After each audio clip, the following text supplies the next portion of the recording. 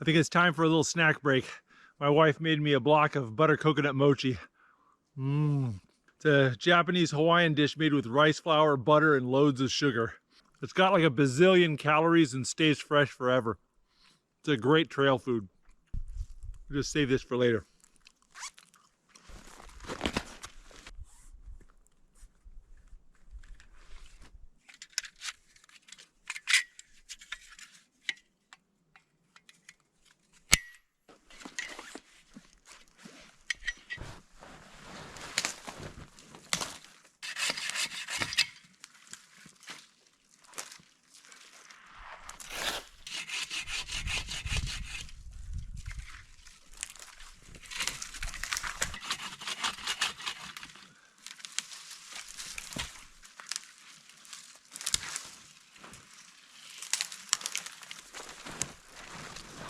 This right here is a dead paper birch.